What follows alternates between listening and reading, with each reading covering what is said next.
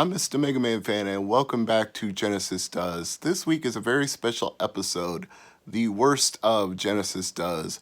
My friend Jason is a big fan of videos where I trash really bad Sega Genesis games, so I decided to make a compilation of 3 of the worst Genesis games that I played on the channel. Enjoy! Okay, let's get down to it. I've stalled long enough. Now, on paper, I should have loved this. I'm a huge dork for Centipede. That is one of my favorite arcade games of all time. Missile Command, I can take or leave, but sometimes that's fun to play. Pong, yeah, I played it in the 1970s, but really haven't played it that much in the last 30 years since then. Now it's 2020, so actually 40 years since then. So let's start with Centipede. Oh, they're calling it Ultra Pong on here. Well, good for you. I guess you had to try to jazz up something as antiquated as Pong a little bit. But we're starting with Centipede. And right away, there's a problem. And it's not the boring screens or bad music in the intro. It's the speed. This is painfully slow for Centipede. This is running on a Sega Genesis. It should not be like watching molasses in quicksand. It is just dragging. I've played this on so many systems over the years, and a modern system like the Sega Genesis compared to most of those. But this is not a good way to play it. The ColecoVision version might look a little more primitive. Debatable, these graphics aren't that great, but the ColecoVision version is way more frantic, way faster paced, way more fun to play. Play it on Atari 2600, it's way better. Play it on a Commodore 64, it's way better. This is honestly just about the worst version of Centipede I've ever played on anything, and it's running on a freaking Mega Drive / Genesis. It should not be this bad. It looks hideous. It's so goddamn slow. Oh, I can't tell you how painful this is. Your base that you're moving back and forth to shoot the centipedes is just stupidly slow. Your action on the screen, the centipede going down the screen, even when it hits a poison mushroom, it falls just ever so slowly. It's like watching paint roll down a wall. Just a drip of paint just roll towards you. Oh, it's painful. And I wouldn't normally complain about the fact that this is a game that's best played with a trackball, because my main cab doesn't have a trackball. Most versions of it I have, you can't play with a trackball. But this one is so goddamn slow. You really do miss the trackball. That's one of the great joys of playing the arcade version of Centipede, is zipping the trackball and letting your base roll all the way across the screen at top breakneck speed just to get into position to hit a centipede or a spider. And you really get the freedom of motion from rolling and zooming that trackball to zip all over the screen. It's part of what makes it a quote-unquote arcade classic. But when you can just barely move in any direction, no matter how hard you press, you're not moving faster by pressing harder or pressing longer. There's no trackball equivalency here. It is abysmal. This is not a hard game to recreate. I've named so many systems it's been on, and there's more. It's on Super Nintendo. It's on Intellivision as a homebrew. Actually, no, it might be an original one too, but I think there was a homebrew that made it even better. But, God, it's the worst, man. I don't know what to do with this. How did these people botch such an easy to do arcade game that's been on virtually everything? I understand the idea of creating a value package, like here's 3 games on 1 cartridge, but they've got to be good versions of those 3 games, especially when you're putting something on a console in 1996 with games from the 1980s, people are going to expect something close to faithful emulation, or at least they're going to expect action. I wish I knew what price this sold for in 1996, because if they charged more than $20, it was highway robbery. And here it gets even worse. Now, I talked about the trackball issue already. It's not so bad with Centipede when you've got a version of it where everything moves fast. But Missile Command really screams for a trackball. I almost only play this when I'm at a place like a barcade where there's a vintage Missile Command that's been kept up in good condition, because you so need the trackball to move your pointer around. And this is, oh my god, this is painful. It's even painful doing the voiceover now. Your crosshairs are just inching along. It's like a centimeter a second, and everything else is moving so slow you don't have any trouble hitting it. It's like it's matching the slowness of your cursor with the slowness of the missiles that are aimed at your cities. It is just god awful. Oh, fuck. What were they thinking? Why did they make this so hideously bad? Missile Command is so much more fun than this. This is not good. At least with Centipede, I could fool myself into enjoying it for a little bit, but there's only so much of Missile Command I can take, and Wave 3 is all. I cannot do this any longer. So, for the sake of completeness, let's look at Ultra Pong. And guess what? It's just Pong. And this is a game where, once again, a Sega Genesis controller just isn't cutting it. If you're going to play any version of Pong, or in fact any breakout style game where you have a paddle and a ball, you need paddle controllers. You need the rotary dial and a firing button to shoot the ball off.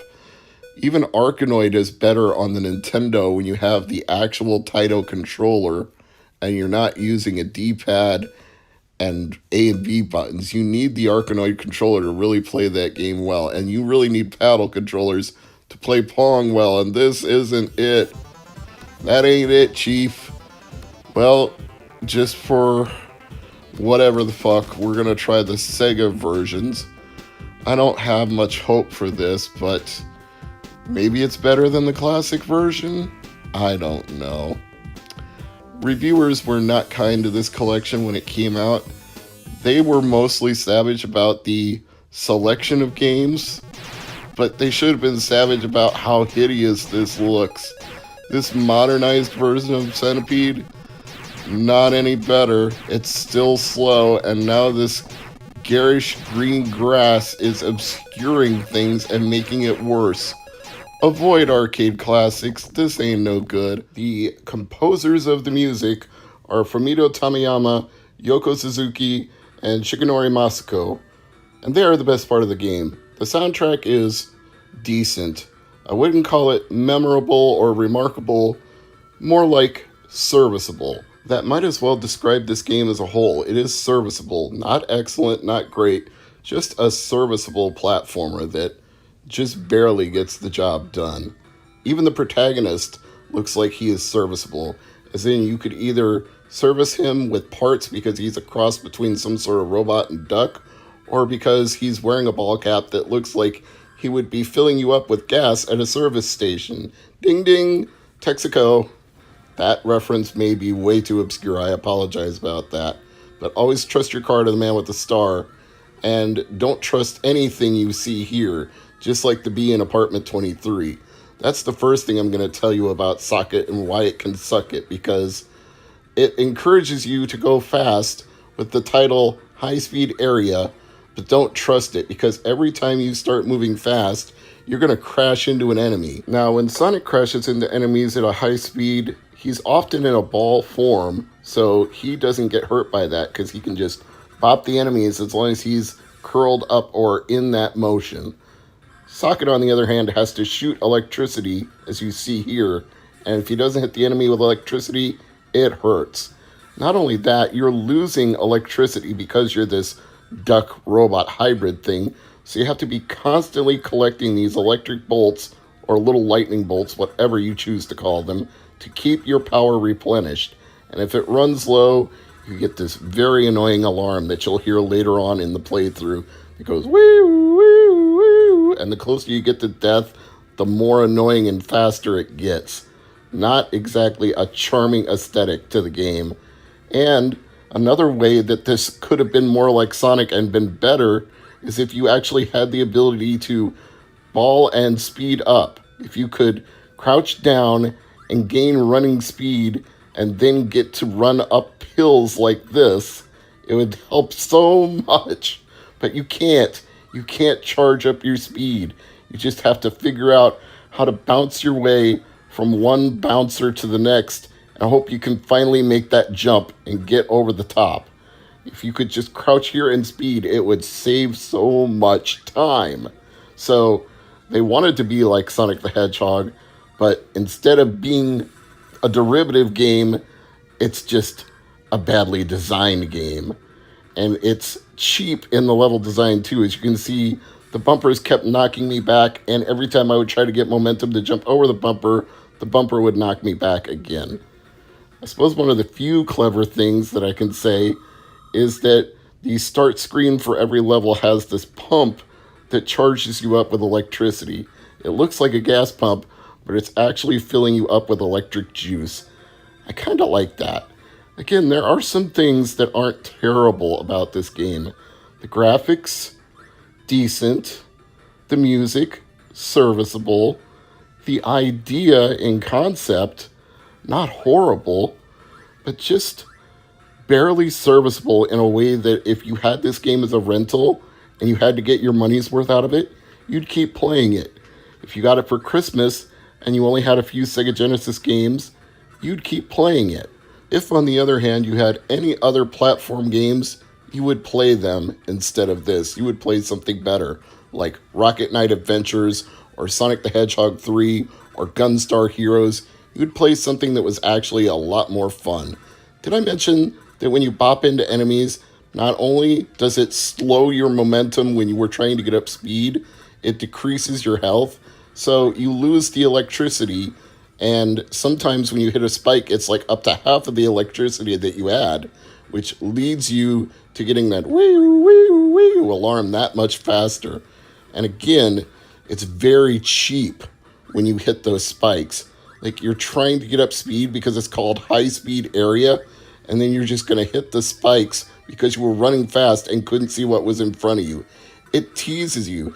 The game Socket is a cock it because it cock teases you into thinking, now I can go fast, and then just ruins your expectations of moving fast by doing damage to you in every conceivable way possible. In fact, I got so frustrated at one point here, I just stopped trying to collect anything because you can't even run uphill. I mean, okay, Sonic loses momentum going uphill, but not to the degree that the protagonist of this game does. So finally, I was just like, screw it. I'm not going to look around. I'm not going to collect anything. I'm just going to start running and hope that I can keep up enough momentum to keep going without getting slowed down trying to go up a hill. That's all I want to do is collect enough electricity to survive, get up to running speed, and then see if I can run all the way to the end of the level. That doesn't make a fun game when the idea when you're playing a game is I just want to get through it as fast as I can without getting stuck. That's not a good game. That's a bad game. Oh, but I digress. Again, this is not the worst game. I mean, at least it's playable because you can control your character to the degree that you would want to. He does respond well to your button controls. It's not like the mechanics are badly programmed. It's just when you call this game derivative of Sonic the Hedgehog, that is entirely the problem here because it is derivative of only the parts that make Sonic not fun. The Sonic games where you crash into things and don't get to move fast and everything hurts. You have to tread slowly and carefully to proceed through levels. I think Sonic the Hedgehog, the first game in the series, is the most infamous example of that. In Sonic 2, you get to go fast some of the time. In Sonic 3, I kind of think they nailed it in that game in that you really get to go fast in certain areas through the loop-de-loops and some of the momentum mechanics where you get running and you run up a wall and you're running upside down. That's the fun shit to do.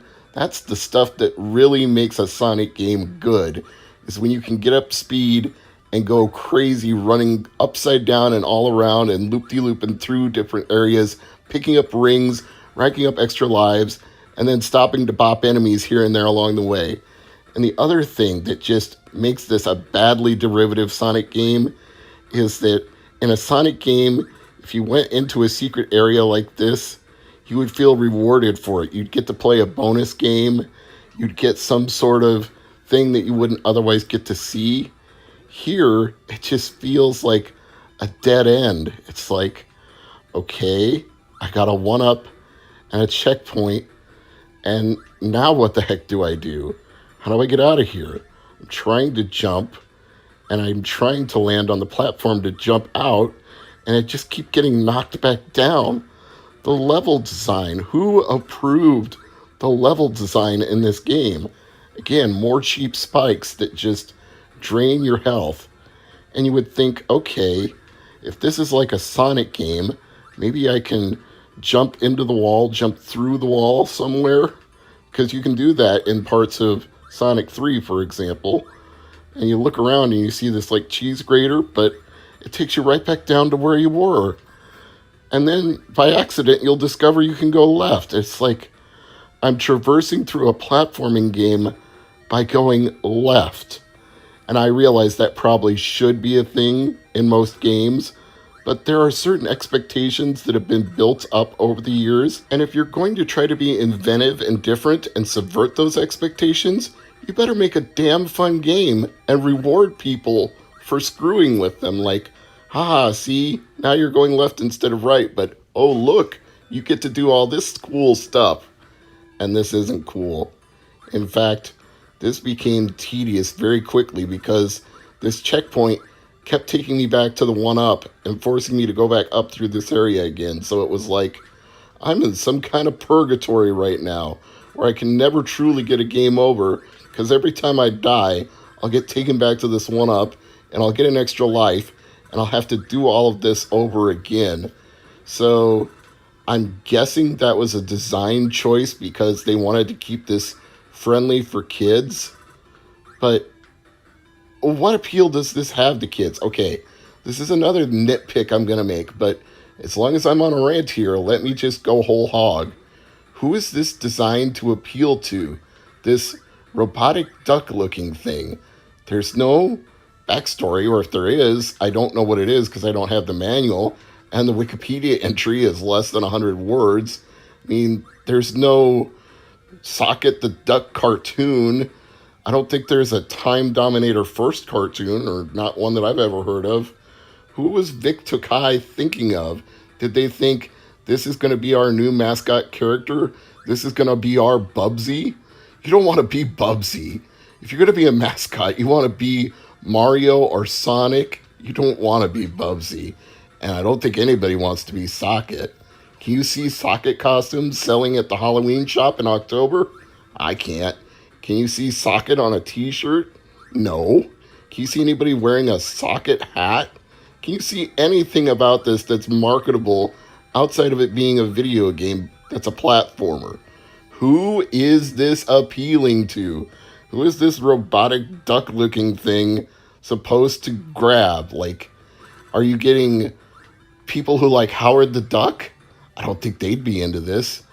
Are you getting people who are into Duck Dodgers? No, because it's nothing like that.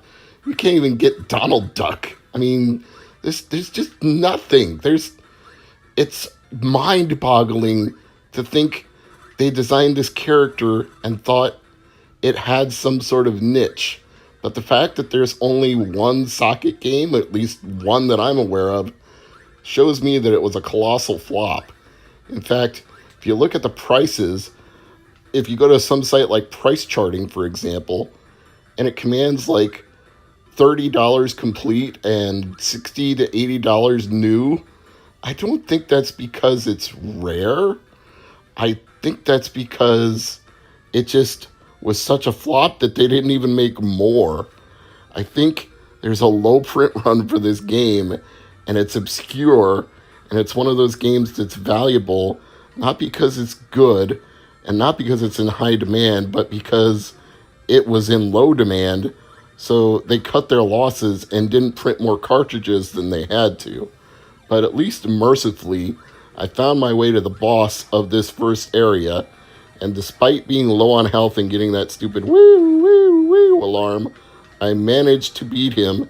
You see him like sparking in anger from getting hit too many times, and he takes off. I'm like, oh, sweet, merciful Cthulhu, I finally escaped this hell. But it's not over, because this rocket very slowly descends and very slowly opens, and somehow I just zoop right into the rocket, and off we go to where another level of this game. And quite frankly, I think I've had enough of Socket. Seeing a game called 688 Attack Sub intrigued me immediately. I don't even own a physical copy of this game that I can show you, and yet I still wanted to play it for an episode of Genesis Does, just because I wanted to immerse myself in that world of being in a naval vessel, in an actual submarine, on duty in the Atlantic or Pacific Fleet, didn't care which. And I thought this would be a really fun episode where I'd get to regale you with the greatness of being the captain of a submarine. Yeah, let me just start out by saying the introduction was the most exciting part of this game. Seriously, no joke. You got some really cool music in those opening credits, and you got a scroll of a naval mission appearing on your screen as you heard the music playing, and it felt really epic and majestic. Then you get into the actual game, and suddenly you're beset by a point-and-click interface. First rant, there is nothing more tedious than sitting in front of a computer to record emulation with a mouse and a keyboard and having to use joypad controls in a video game for a mouse. I can't tell you how badly I wanted to actually grab the mouse, click on the emulator, and move that mouse around. You can't do it. It's the height of tedium to translate one to the next to the next. And there's a reason for that. This was originally a PC game, so they ported it to Sega Genesis to hopefully milk a little more life out of this franchise. By the way, this text for getting your mission orders, it scrolls at exactly this speed. You can't speed it up. I tried every button combination, every button press I could think of. You just have to let it teletype out one letter at a time. I get they were going for some realism and authenticity in how actual orders would be sent to captains of a naval vessel, but that doesn't make it any fun to play. And again, it just betrays the fact this started out as a PC game. Ahem. From Wikipedia, 688 Attack Sub is a submarine simulator designed by John W. Ratcliffe and Paul Grace, developed in 1989 for MS-DOS and 1994 Commodore Amiga by Electronic Arts.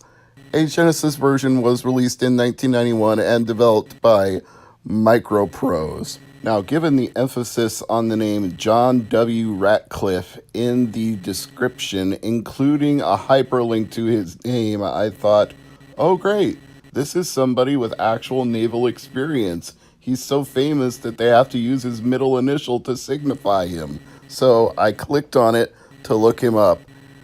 John Ratcliffe began his career as a software developer, writing educational software and computer programs supporting cardiovascular research at St. Louis University Hospital. Blah, blah, blah, blah, blah, blah. Electronic Arts in 1987. He helped create one of the first 256 color MCGA games, 688 Attack Sub. So no naval experience of any kind. He's just a programmer. I'm not trying to say that like that's not a noble profession. Programming is a very hard thing to do. I should know.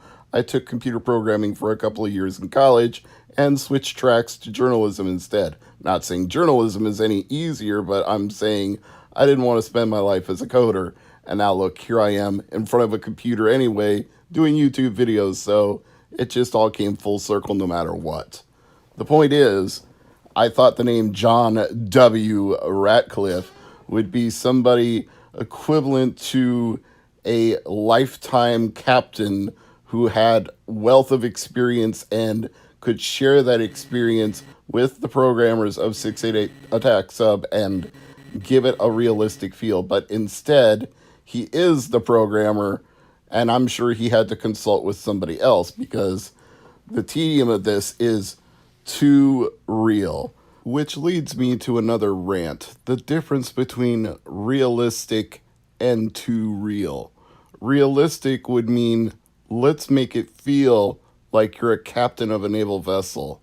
Too real would mean let's take the same amount of real time it would take someone in the Pacific or Atlantic to do all of the things that you would do as a captain. Let's set sail and do it for the actual number of hours that it would take to get from one location to the next.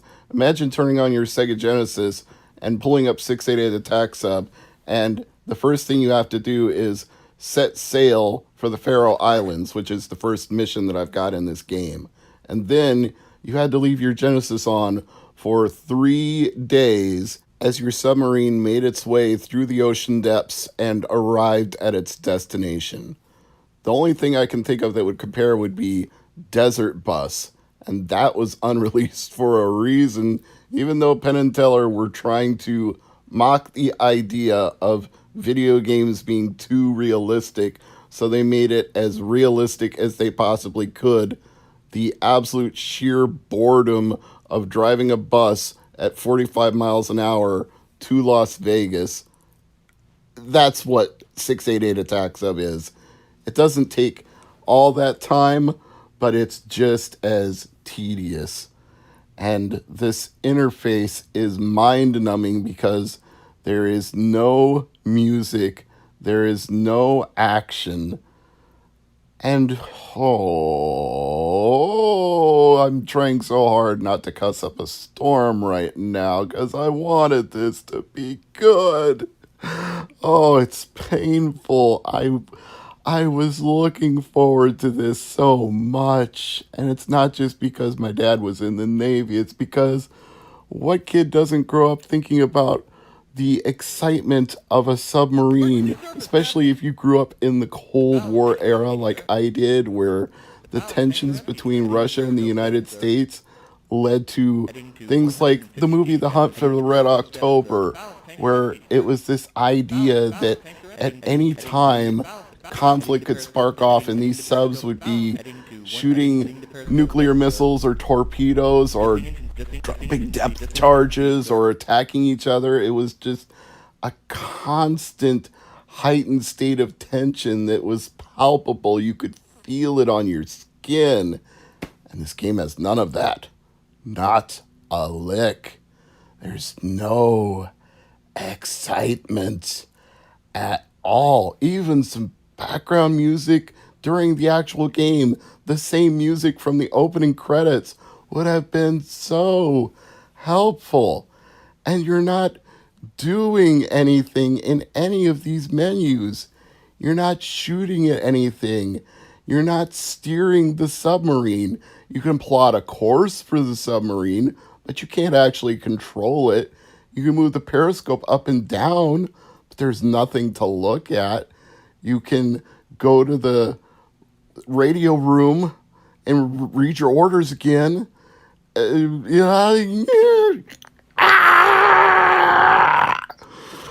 my God. Oh. Not many Sega Genesis games that make me lose my absolute mind, but this is going to be one of them because, look, I get that this was a PC game. I get that somebody thought this would be an educational experience for kids in school sitting in front of a computer with a mouse and a CD-ROM drive, a 1980s IBM PC MS-DOS computer. Fine. Okay. Sure. You would want a silent, boring tedium game in an educational setting because you're there to learn, not have arcade action fun. You're not going to be playing Golden Axe or Mortal Kombat in school, or at least you probably shouldn't be.